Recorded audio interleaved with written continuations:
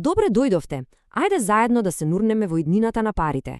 Ќе истражиме што се дигиталните валути, како функционираат и зошто се толку важна тема, особено за младите генерации.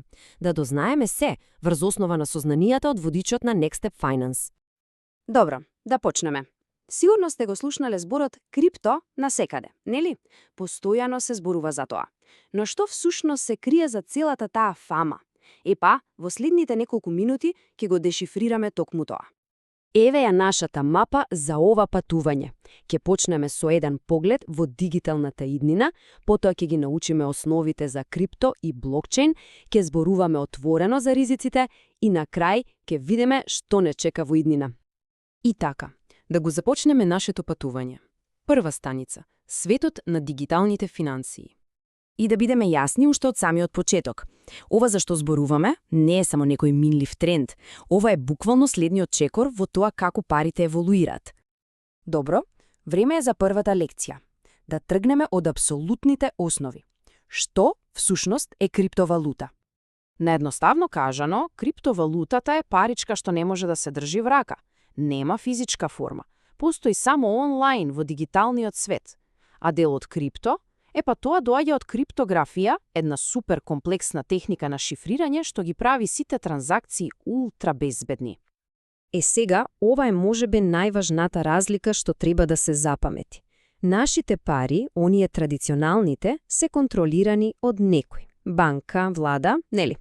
Тие се централизирани. Криптото, од друга страна, е тотално децентрализирано. Што значи тоа? Па нема главен шеф, нема централен авторитет. Наместо тоа, една огромна мрежа од компјутери низ целиот свет ги потврдува трансакциите директно од еден на друг човек. Имјава сигурно ви звучат познато. Биткоин, се разбира, е најголемата звезда.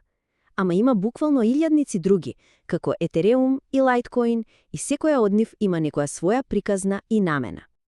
Добро, ама како функционира сето ова? Која е магијата позади сцената? Епа, секоја криптовалута се потпира на една неверојатна технологија. Време е за лекција број 2 – моќта на блокчейн. Најлесен начин да се замисли блокчейн е како една дигитална јавна книга. Секоја трансакција што некогаш се случила е запишана во неа. И финтата е што таа книга не се чува само на едно место. Не, копии од неа има на илјадници компјутери низ целиот свет. Затоа е толку безбедна. Процесот е всушност прилично гениален. Замислете вака. Сите нови трансакции се собираат заедно во еден блок. Кога тој блок ќе се наполни, тој се запечатува со еден уникатен криптографски код.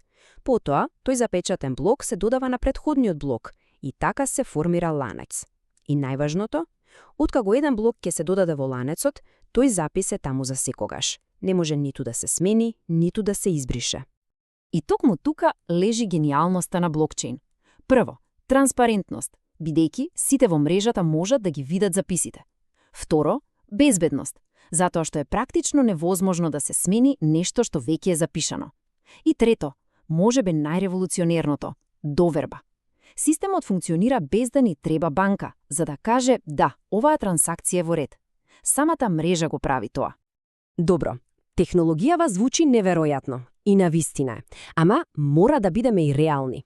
Сега ќе зборуваме за нешто што е апсолутно клучно – ризиците и, секако, како да се заштитиме.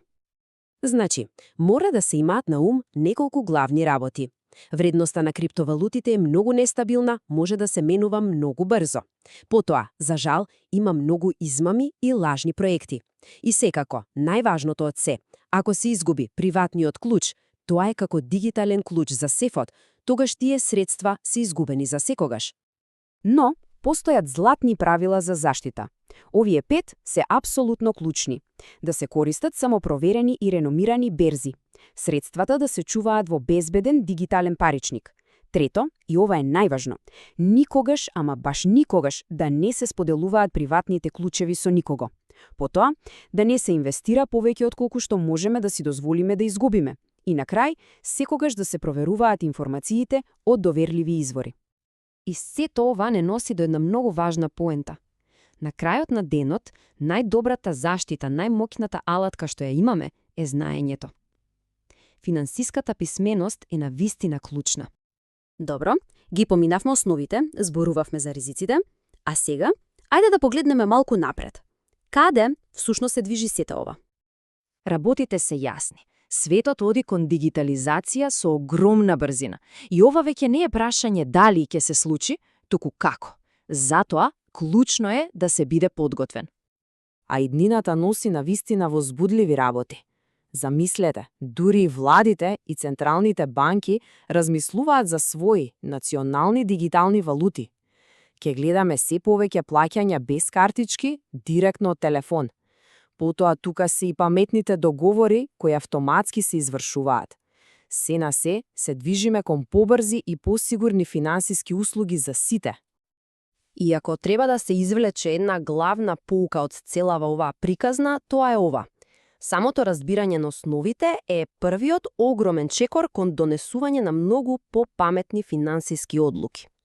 И за крај едно прашање за размислување. Дигиталната револуција не доаѓа. Таа е веќе тука. Ова е новата финансиска реалност. Прашањето е дали сме подготвени за неа.